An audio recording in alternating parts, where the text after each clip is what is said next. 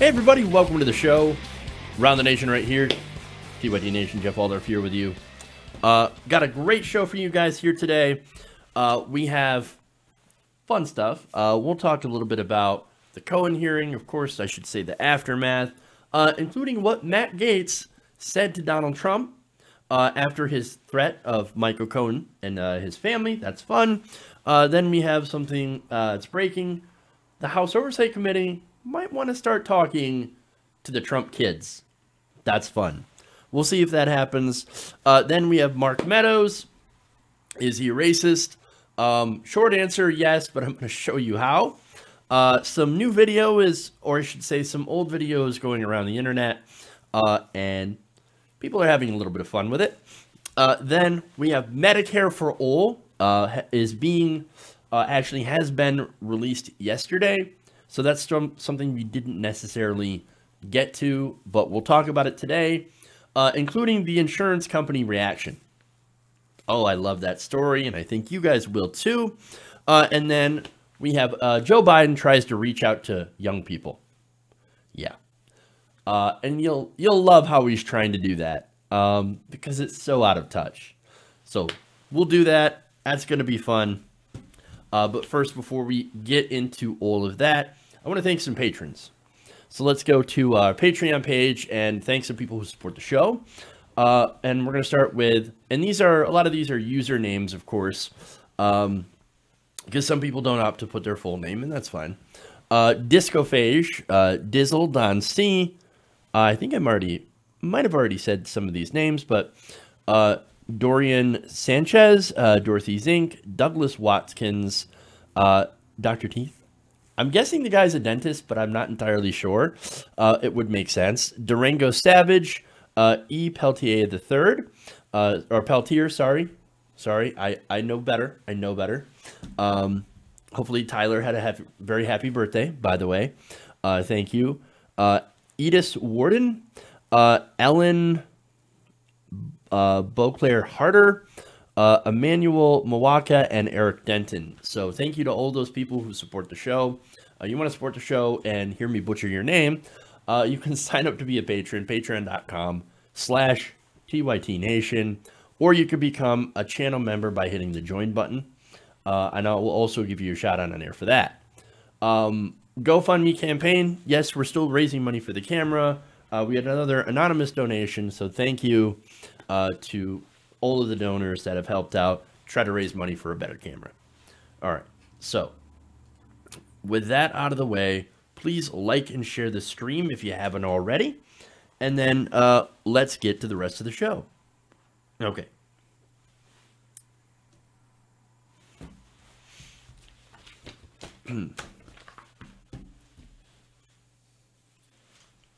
By the way, I do read the comments, so that are in the chat. So, hey everybody. Okay. By the way, this is YouTube chat. Our Facebook chat is horribly undermanned, so there's not a lot of people that watch on Facebook. In fact, I should probably be streaming to Facebook right now, and I completely forgot. But that's okay. We'll do that right now.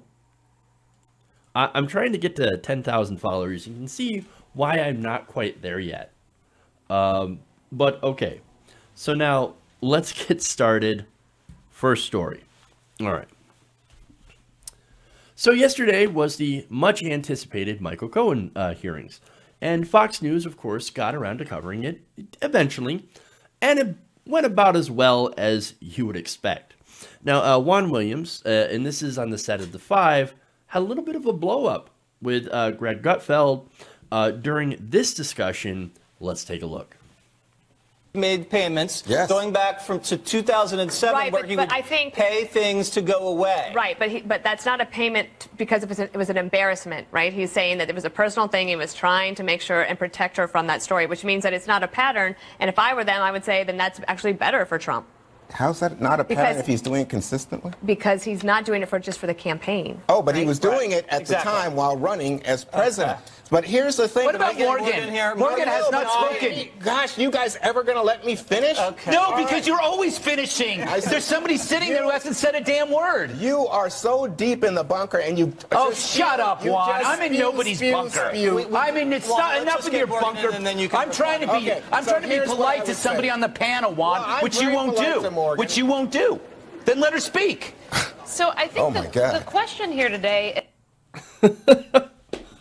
Oh, he really did not want Juan Williams to finish that point. And I love their deflection. Oh, no, the Stormy Daniels payment. Oh, no, it was before the election, but it was just to settle something personal. And it had absolutely nothing to do with the campaign. Zero. Believe me, it was a personal thing. He didn't want to be embarrassed. Are you kidding me? No. Okay.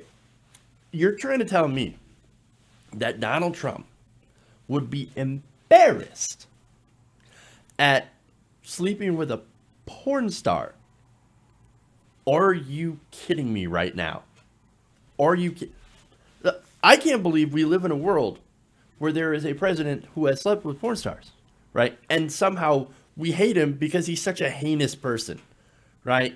I couldn't imagine. But here we are, we're sitting here, and this is what's happening, right? But anyway, so I love the excuses, right?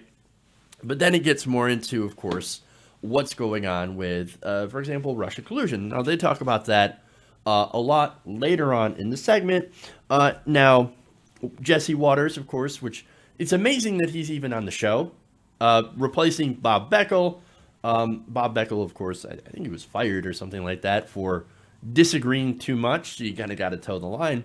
But they got to have somebody in order to argue with. So that's Juan Williams. And again, surprisingly, Juan Williams has actually been kind of strong on a lot of things, even if I don't 100% agree with him on some of the stuff that he says, for example, on the Russia thing, right? Now, on that, did Cohen give any evidence of collusion? Well, yes and no, right? So let me explain. Now, during the hearing, Cohen said that he had no direct evidence that Trump or his campaign colluded with Russia, right? Okay.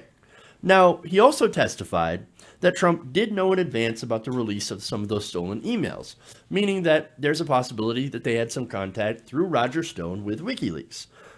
Now, I don't know if that was necessarily the case. WikiLeaks is saying absolutely not. That's a conspiracy theory. I don't necessarily agree with that because, look, I like WikiLeaks when it comes to transparency. I think they're a journalistic organization, and I think a lot of the work that they've done is actually very beneficial to a lot of people in the United States, right? So now, okay, so Assange hates Hillary Clinton. We know that as well. So do I think that Assange, who created WikiLeaks, is like, I really don't like Hillary Clinton. I really don't want her to win. I don't care who else wins. I just don't want her to win. Look, I wouldn't be surprised if that's the case. Am I coming up with conspiracy theories? I don't think so. I'm speculating, right? Because I don't know. But what I do know is the guy's been cooped up in that embassy for years because of Obama and Hillary Clinton. And it all has to do with, of course, some of those leaks, the first leaks from WikiLeaks, which pissed off the Democratic establishment. But I think, again, it was really important for transparency, right? Now, after that, of course, Hillary Clinton threatened to drone strike the guy. And so, look, if he wanted to hurt Hillary Clinton, which I think he does, those emails would be the way to do it, right? Now, that said, I'm not like the Democrats who believe the Russians and the emails sunk her campaign. No, I think she pretty much sunk her campaign by herself. And so those emails, really what they did, and I've said this during the whole campaign, they showed us what we already suspected about Hillary Clinton. That said, would she have been better than Trump? I actually do agree that she would have been. And so you can disagree with me on that. I'm not sure who out there is still saying that, oh no, Trump's way better than Hillary Clinton would have been. At this point, I'll disagree with you, right? So on that, I kind of disagree a little bit with Juan Williams. That said, I'm not like the Republicans either, who think that the Russians had absolutely nothing to do with the elections. Did they do a disinformation campaign? Absolutely. Now, was it some sort of amazing, like campaign that swung so many people? No, I don't think so. There were, look, millions spent by the Clinton campaign compared to the few 100,000 spent by the Russians. But anyway, more importantly, I think Trump after the election might have been doing what you would consider collusion with Vladimir Putin. Now, why do I say that? Well, he went into meetings with Putin alone, doing some of the things that undermine the United Nations, refusing to enforce sanctions on Russian billionaires that he might have laundered money for, so maybe you should look into that. I mean, look, if anything, Donald Trump wanted to keep making and borrowing money from Russian billionaires. Don Jr. himself said, yeah, we pretty much get financed by the Russians. And to do that, you can't be on Putin's bad side, right? So I think, to me, that's the extent of the collusion, right? So this is why I stress looking at Trump's finances. You look at his tax records, right? And why I'm actually really concerned that the Mueller report is going to be underwhelming because it's too limited in scope. I'm not sure 100%. So that's just my read of that. And again, a lot of this is speculation, and we'll see what happens when the final Mueller report comes out. That said, Juan Williams discusses that, and it really leads to this confrontation that they're having, that they're going to have in this video. Watch. Through Russia. That's pretty ridiculous. But again, you are so blind because you, like Greg, are deep in the bunker. You know, if you say that again, I'm going to throw you off the set. Oh, no. Oh, no, you know, because you know what the bunker means? What you're intimating is that who is in the bunker? Adolf Hitler, correct? No, I was not. No, that's what you're saying. You are that so is far your off. No, but you when you say so, somebody's in the bunker, such a weak you're position that you're now screaming. Juan. Who's in the bunker? Hitler. Checkmate, libs. In the bunker, right? Ain't nobody bringing up Hitler except for Greg Gutfeld, right? Now, the reason that he did that is, of course, it's to derail the argument. It's a great way to do it. Which I said, Juan Williams is pointing out how the Republicans are basically ignoring everything related to Cohen. Everything that he actually said, right? Now, the Republicans, you saw him, you saw what they did. They wanted to smear Cohen, right? They wanted to smear him as somebody who's a liar and who's untrustworthy, without acknowledging that he lied on behalf of Donald Trump the whole time. Now, the hearing, of course, and the reason they did that is the hearing was a disaster because there is no defense to what Cohen had testified against Trump. So they are in the weak position. And that's why they went after him personally. Now, the thing is, saying, oh, Cohen is such a bad person, he's a liar, a snake, you can't believe anything he says. Yeah, we kind of already know that. But the thing is, and the thing that really made this more authentic and made it more prone to believing is that Michael Cohen is basically at a point where he has nothing left to lose. He's already lost everything. And he's not going to gain anything by defending Donald Trump and lying on his behalf. And he's really not going to gain anything doing this testimony. So, look, he's already going to to prison for crimes unrelated to Donald Trump. So, what is Greg Gutfeld getting so angry about? Why is this snowflake melting all over the place so much that he's got to drop the H-bomb and start talking about Hitler? It's because he knows Juan Williams is right. And he knows that they got nothing. So I love how that entire panel is all focused on going after Juan Williams and not letting him speak. It must be so frustrating being on Fox News. But then again, I guess that's what being a liberal on Fox News is about. Being in hostile territory. Okay.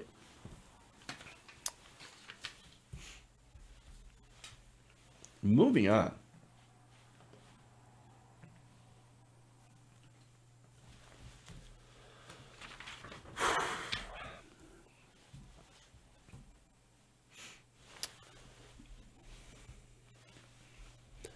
So Matt Gaetz is in a little bit of trouble. I reported on this yesterday, where he's now getting looked into by the Florida Bar Association for a tweet he sent threatening Michael Cohen. Now, I want to give you this tweet here and remind you what he had said. He said, "Do your wife and father-in-law know about your girlfriends? Maybe tonight would be a good time for that chat. I wonder if she'll remain faithful when you're in prison. She's about to learn a lot." So that tweet was from Representative Matt Gaetz directed towards Michael Cohen. Now that, of course, seems like it's witness tampering or intimidation, threats. Now, Gaetz called it, "Oh, no, I'm witness testing. It's not tampering, it's testing." And then later on, after Pelosi chided him, he deleted that tweet and did this apology. Now, he said in the evening, regardless of disagreements, family members should be off limits from attacks from representatives, senators, and presidents, including myself. Let's leave the Cohen family alone. Now, that should be all well and good, except that we found out that on Wednesday night, Gaetz was actually discussing that threat with President Trump. Now, this is according to somebody that I don't always agree with, Edward Isaac Dover. Now, again, I have criticized a lot of this guy's work, especially when it comes to Democratic primaries. However, he reported that Gaetz spoke to the president, who at the time was in Hanoi, Vietnam, for his talks with North Korean leader Kim Jong-un. Now, he was talking over the phone, and he was overheard saying this, quote, "I was happy to do it for you. You just keep killing it." Now, again, the assumption is that he was talking about the threat he sent to Michael Cohen. Now, that goes back to what Cohen had been saying yesterday during the hearing. I did all this terrible stuff for you. And this was his warning to Republicans who are still continuing to be loyal to President Trump. You're going to end up in the same position as me. You're going to end up in my shoes if you continue to go down that path. Because this is somebody that he followed, that he had complete faith in, right?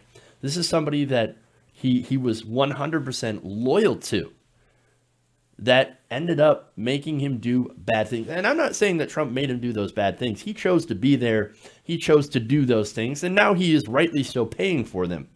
But he was doing those things in service to Donald Trump. So, look, he's just saying, don't do that. Don't be in my position. And it appears Representative Gaetz is ignoring that, had ignored that advice, and had threatened Michael Cohen and got caught. We'll see what happens with the Florida Bar Association, what they do in their investigation of Gaetz and that tweet. But this guy shouldn't be a lawyer. He shouldn't have this position of power, because it seems really obvious that he's more than happy and willing to abuse it. All to help President Trump. Sad. Okay. There's more.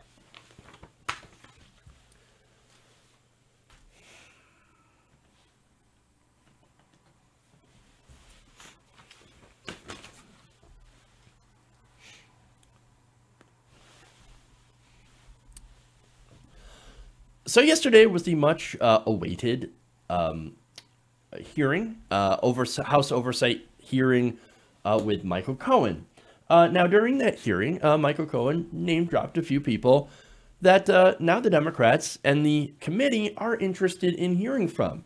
Per Politico, the House Oversight Committee will now pursue interviews with some of President Trump's children and closest allies who were implicated in Cohen's testimony before the panel. Now, this is according to House Oversight Committee Chairman Elijah Cummings. Now, he told he told reporters, quote, "All you have to do is follow the transcript. If there are names that were mentioned or records that were mentioned during the hearing, we want to take a look at all of that. Oh, please do. Please take a look. Now, they mentioned Trump's children. Well, it's certainly they're not talking about Tiffany. But they are talking about Donald Trump Jr., Ivanka Trump, and CFO Alan Weisselberg, who was mentioned quite prominently during those hearings. Now, that is the longtime chief financial officer of the entire Trump organization.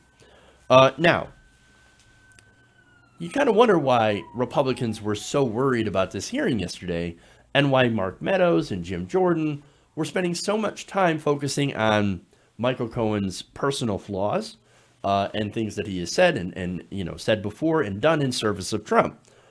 That they were ignoring the things that Cohen was actually saying about the Trump organization, right? So now we know why they're so worried, because it's incredibly damaging to both Donald Trump and the Trump family. And so now there is an excuse to talk to all of those people, and who knows what they're going to find and what questions they're going to ask. Now, is this a guarantee? Not necessarily. Cummings said, they have a good chance of hearing from us, at least an interview. We'll go through it. We'll figure out who we want to talk to, and we'll bring them in. That sounds fun. So now, look, you might be wondering, what do the Democrats think they're going to get out of Don Jr. and Ivanka? Well, Cohen indicated to lawmakers on Wednesday that Trump Jr. had a role in the hush money payments to Stormy Daniels, the adult film actress who claims she had an affair with the president. Well, I'm very interested to hear Don Jr. talk about his role and what he knows about that, or what kind of tricks, or well, what kind of things that they can trip him up with. Then, not only that, but the president's former attorney and fixer also said that Trump Jr. knew more about the negotiations surrounding Trump Tower Moscow than Trump Jr. had led investigators to believe. Now, if it turns out that there is information that he did not tell investigators, that could be potentially damaging, well, then this could be a little bit of a problem for him. Now, Ivanka Trump, why they would bring her in for questioning is because she was apparently briefed about those talks, according to Michael Cohen. Now, that's also important, but I think less important than Don Jr. playing a role. Now, Alan Weisselberg. Now, Weisselberg is very interesting because he's the money guy, right? So now he was mentioned several times during the hearing, most notably when Cohen said the Trump Organization CFO signed one of the reimbursement checks for the hush money payment to Stormy Daniels. So now, Steve Cohen, who is also on the Oversight Committee, said of this, quote, "They are people who can put meat on the flesh to what Michael Cohen offered. They are people who know intimately the details of the Trump personality and business." Yes, I bet they do. And he added, "I think it's important to follow up on what Michael Cohen said with those people."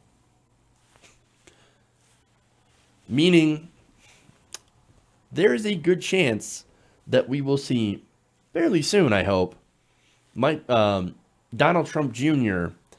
and Ivanka Trump having to answer in front of a committee. And look, Michael Cohen himself had already gotten in trouble for lying to Congress once, right? Imagine if Don Jr. and Ivanka Trump both lie to Congress. Uh-oh, man. Oh, now Don Jr., I think, look, he is not especially bright, right? So there is a good chance that he'll say something that he probably shouldn't, just like his dad, and the whole thing will not be pretty. Now, so far, there's no reaction from the Trump family on this. No reaction from Don Jr. or Ivanka or the president that I know of. But when there is, watch out. It's not going to be good. Okay. So I'm going to take a quick break. We'll come back. We got more stories here, including the Mark Meadows fiasco that's going on here.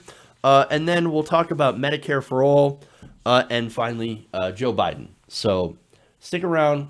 We'll be right back right here around the nation We'll see you in a few minutes.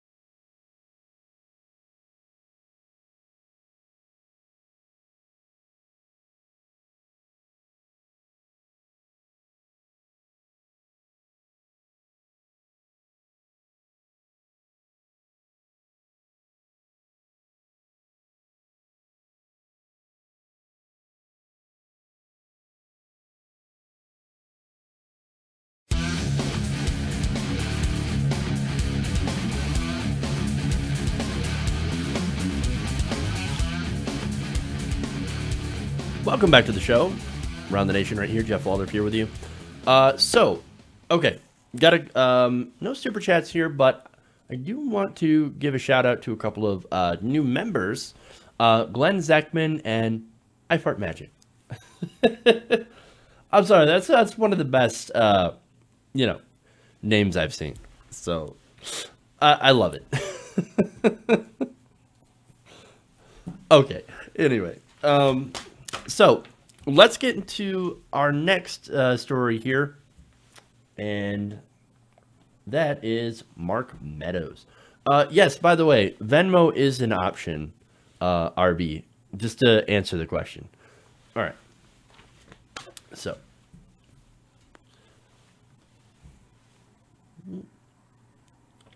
switch my sidebars here. Who doesn't love that picture? That's a great picture. I love it. All right.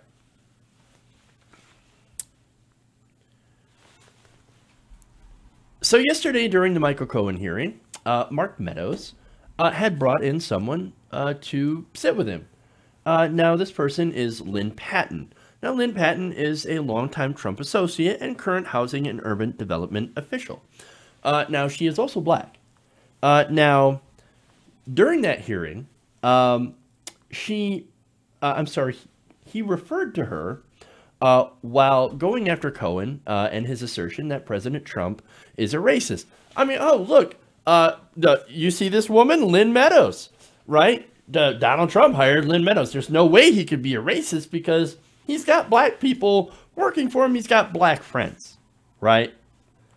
Now, again, Rashida Tlaib of Michigan, she is one of the newest members of the House, a progressive. She pushed back and said, you know, just because someone has a person of color or a black person working for them does not mean that they aren't racist.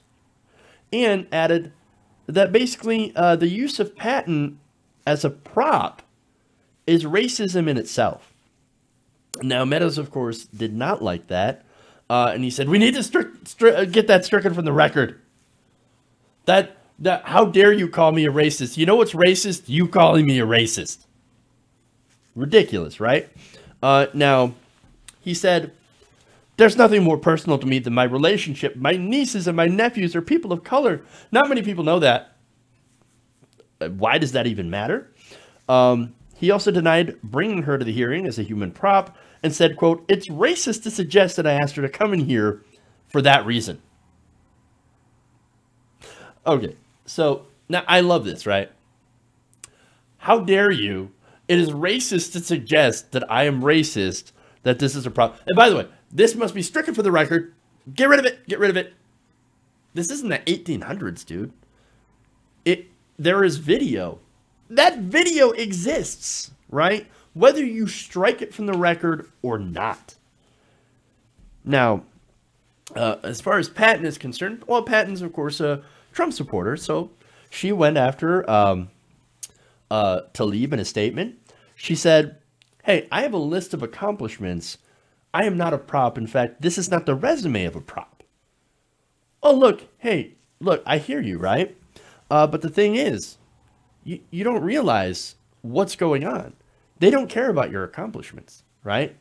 I mean, why bring someone into the Michael Cohen hearing who works for HUD? This has nothing to do with housing. This has nothing to do with real estate. It has nothing to do with your area of expertise. Does it? Unless you're, I guess, maybe previously a lawyer. I don't know.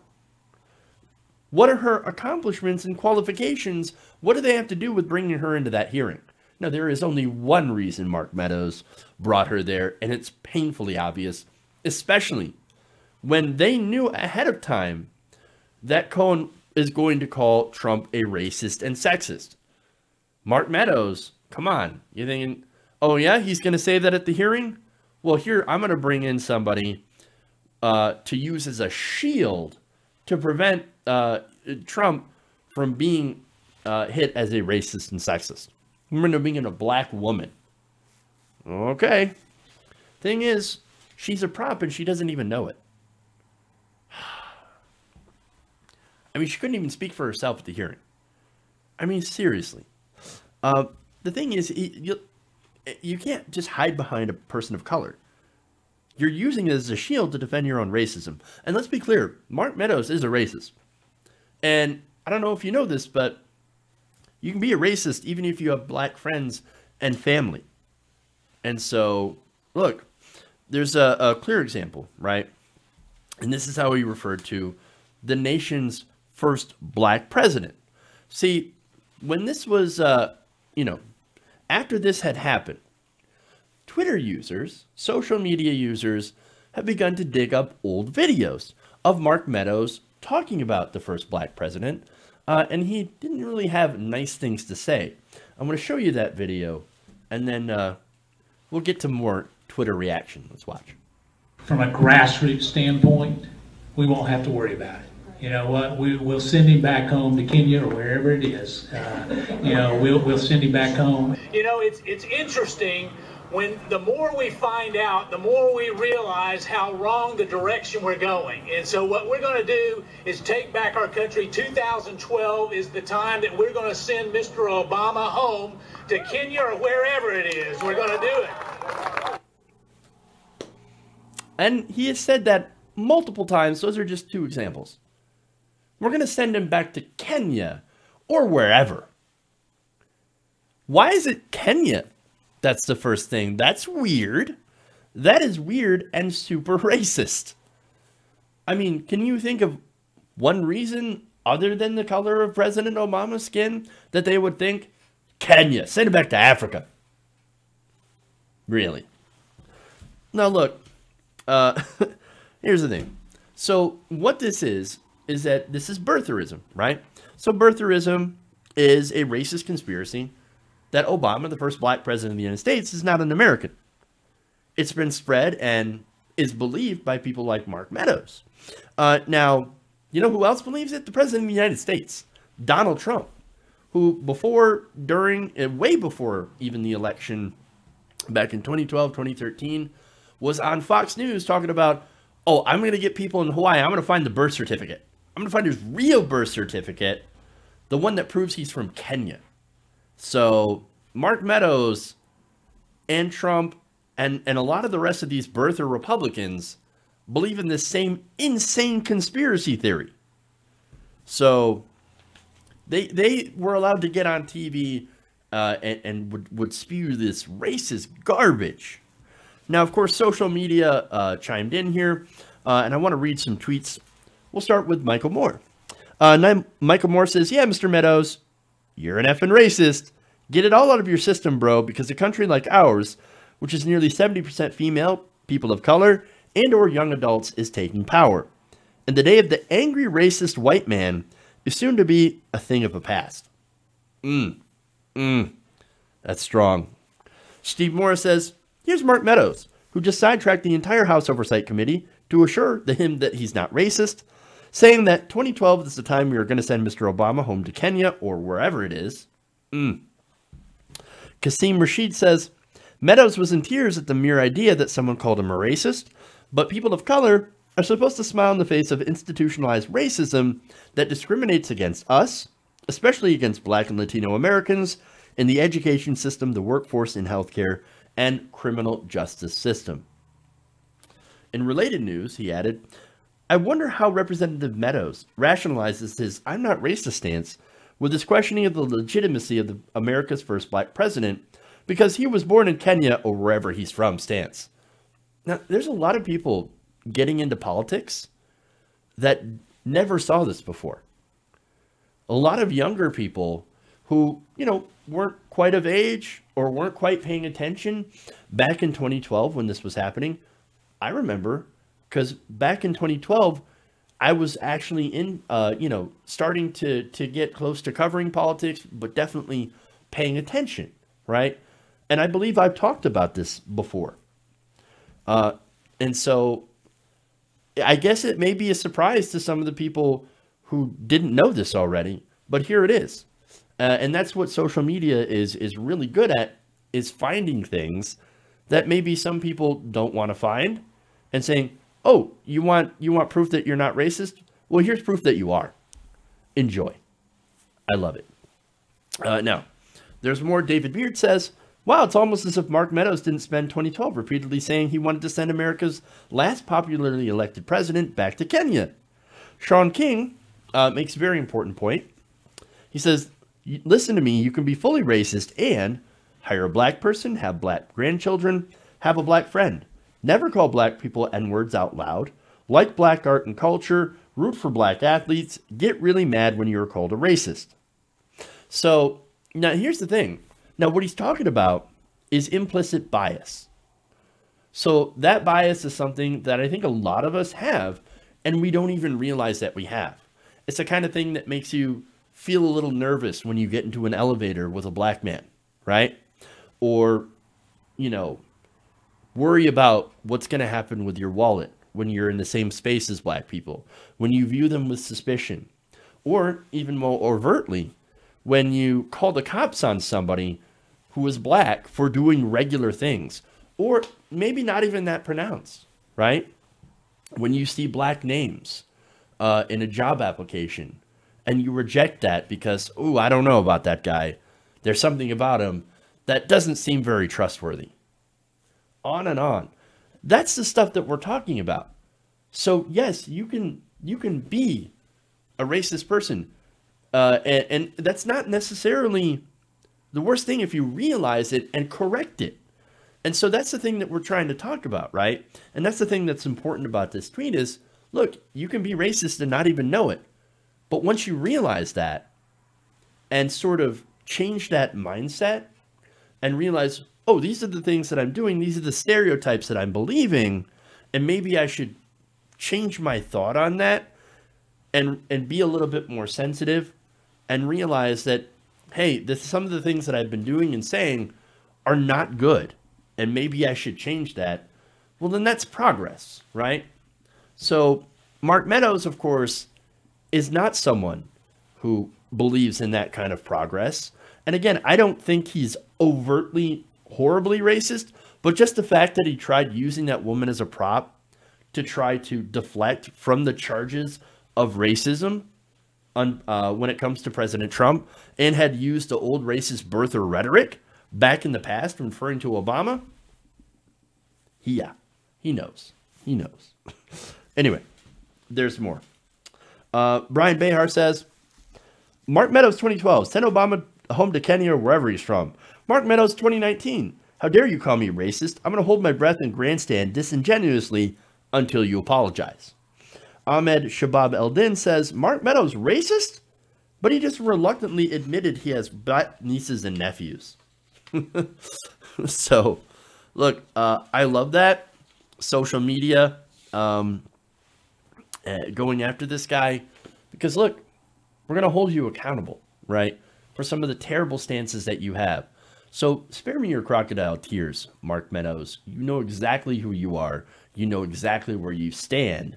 And you know exactly what you are and what you've said. And you're not going to get away with it. Okay. So enough about that.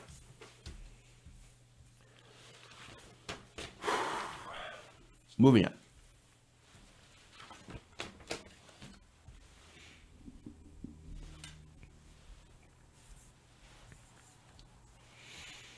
Let's go to Medicare for All.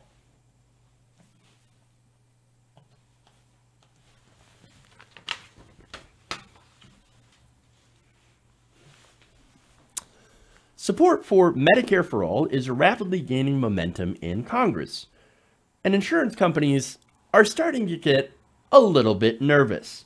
Now, yesterday, Pramila Jayapal introduced the new comprehensive Medicare for All legislation. Now, this legislation, HR, I think, what is it, 1394, I believe, and I don't want to get that wrong, was introduced yesterday with more than 100 House Democrats and progressive groups backing it. Now, what happened with the health insurance companies and stocks is kind of awesome in response. Apparently, these stocks plunged. The S&P 500, according to Common Dreams, managed healthcare index plunged as much as 4.9%, the most since December 6th, led by United Health Group, Inc., Humana, and WellCare Health Plans.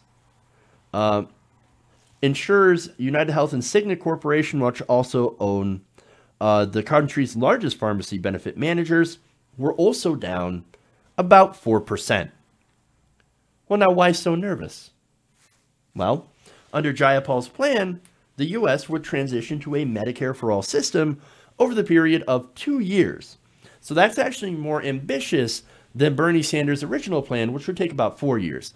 Now, there are some legitimate concerns about moving so fast to that system, and they were shared by, of course, a person that I trust to break down Medicare for All. and to break down pieces of legislation. So I'm not sure if that's a concern that is, I don't know if it would really stop this, but it is a legitimate concern if you want to bring it to the table, saying maybe we need to space it out a little bit more to prevent sort of a system shock and long wait times, right? And again, that's why Bernie's Medicare for All system, or I should say plan, actually spaced it out 4 years, giving it to, gradually extending it down through the ages, right? But anyway, let's get to more of the reaction here, right? Oh, I'm sorry. I want to add and let you know what's more in the bill first. Now, this bill is more comprehensive, right? Just like Sanders' plan, it would add vision, dental, hearing, mental and reproductive health, addiction services, elderly care, and more. Now, there are also legitimate concerns about, hey, look, there's a lot of jobs in the health insurance industry. I've had people come to me with that question and say, what are we going to do for everybody that works in insurance? So there's a lot of people working in the insurance industry. They're all going to lose their jobs. What's going to happen to these guys and gals? Well, this bill addresses that, and it would provide 5 years of displacement funding, which includes job training and benefits for people who would be displaced as the health insurance industry is basically shut down because Medicare for All.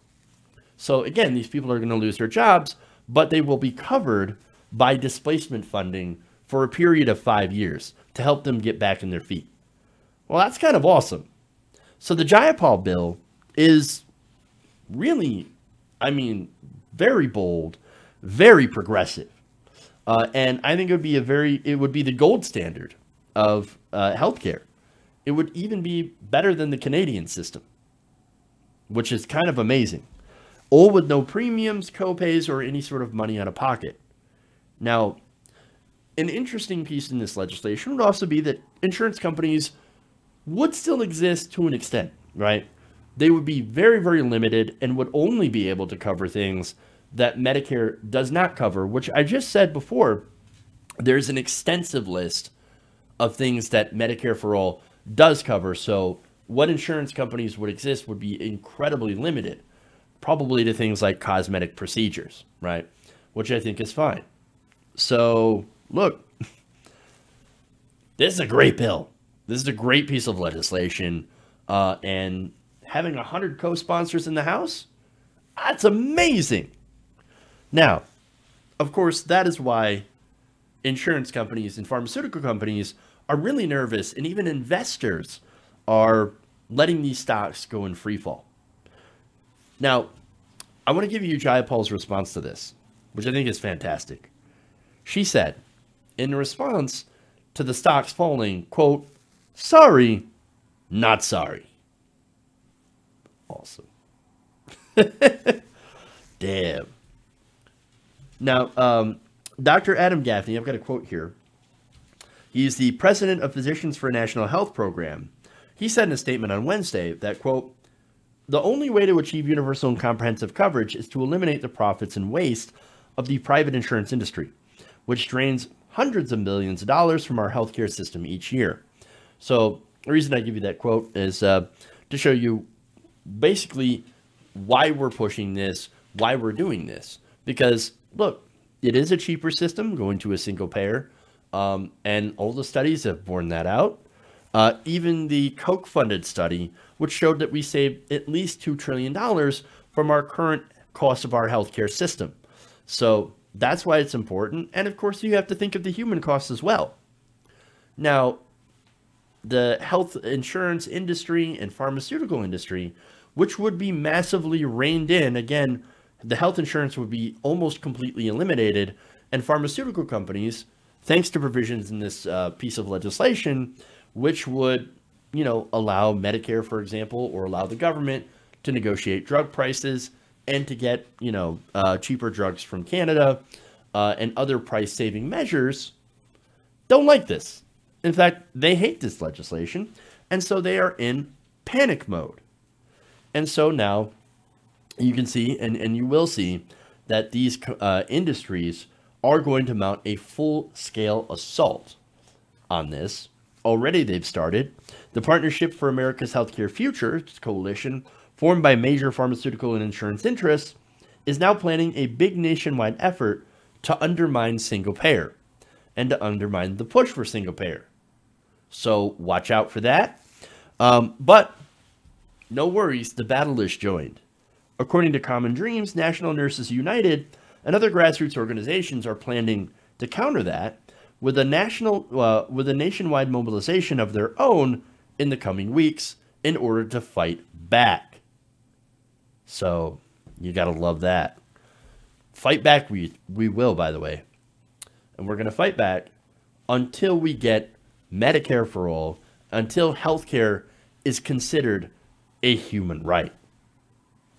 That's what we've got to do. And at the end, we're going to win.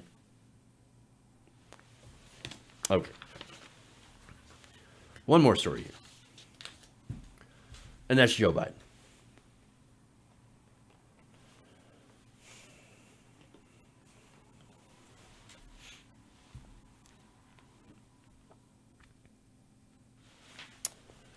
So former Vice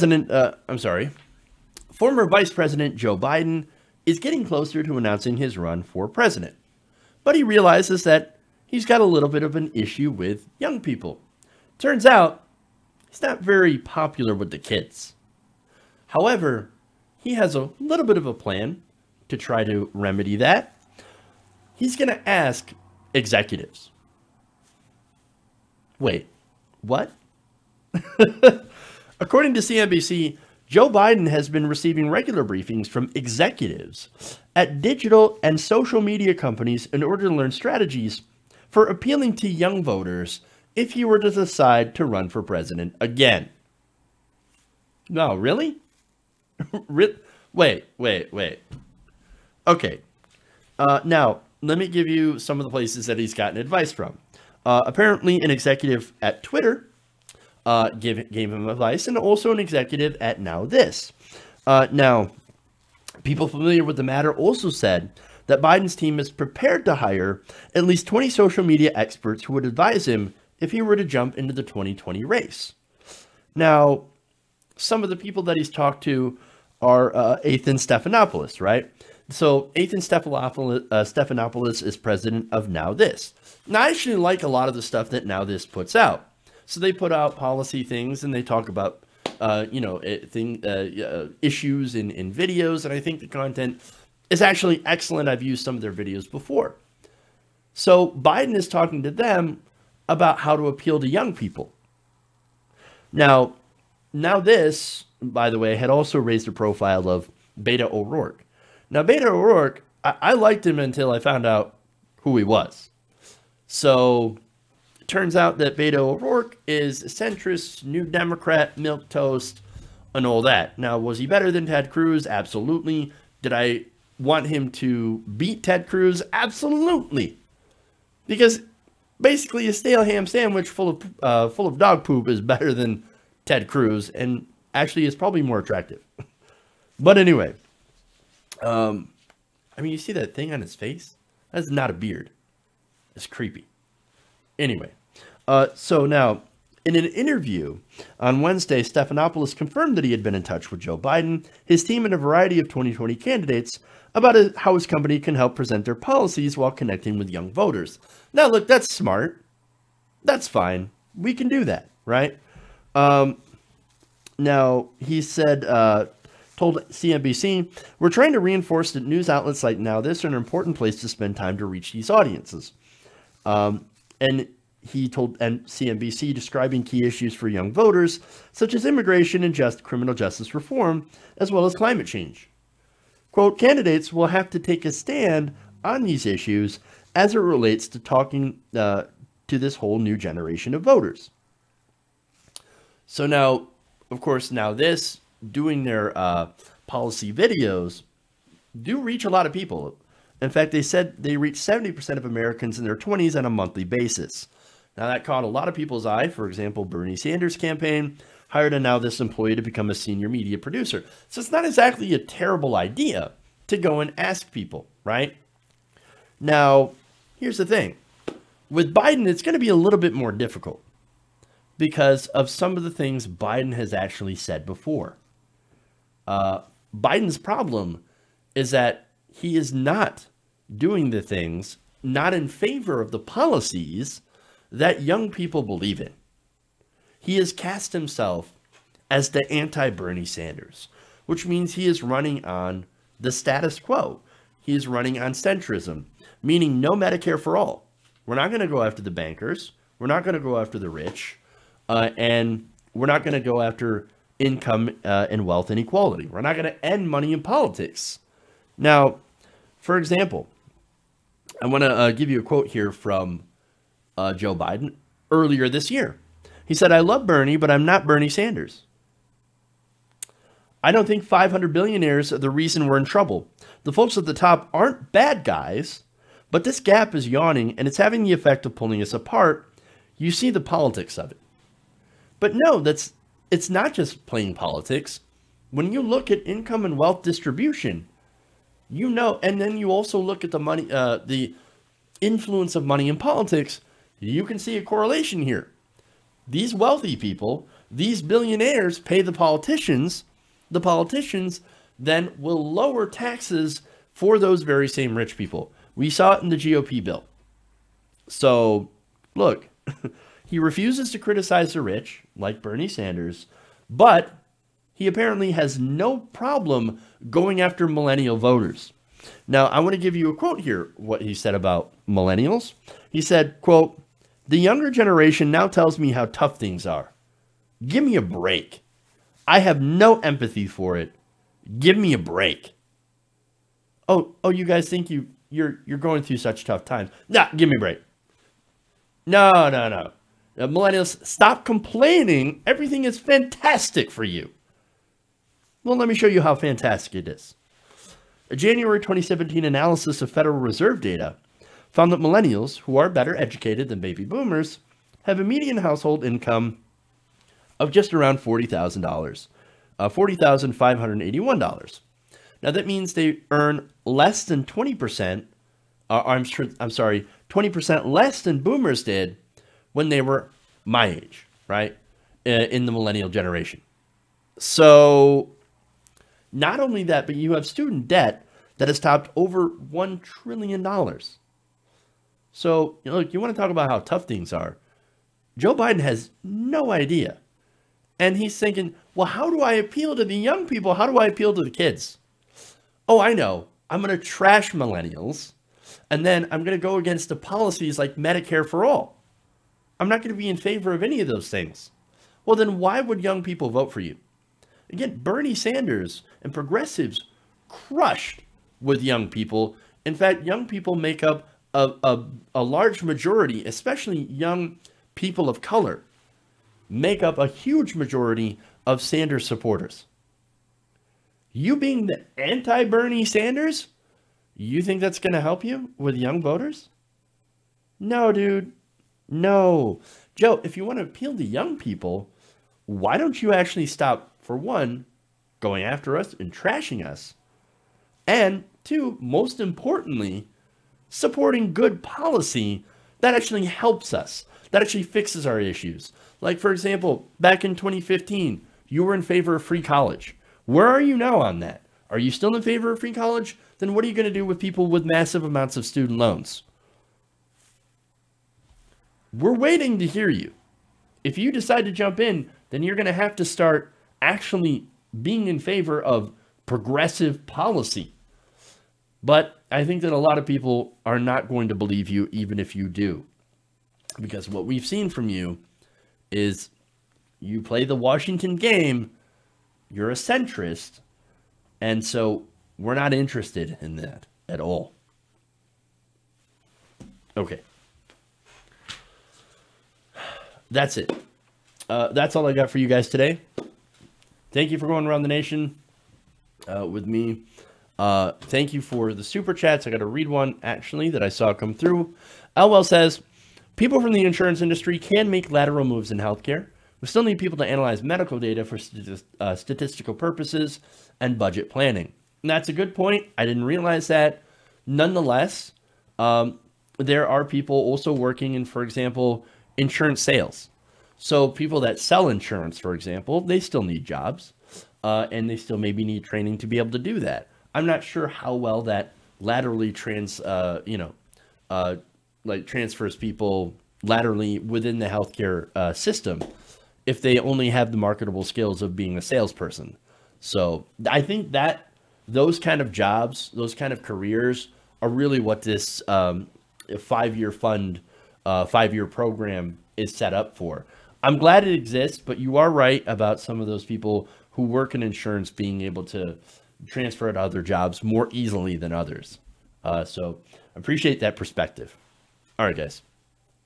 Thank you all. Thank you again for watching the show. Please like and share the stream already if you haven't. And we'll see you guys tomorrow. And remember, well, first, love you guys, for one. You guys are great. You're awesome. And thank you for supporting the show. And remember, change begins with you. Good night, nation. See you tomorrow.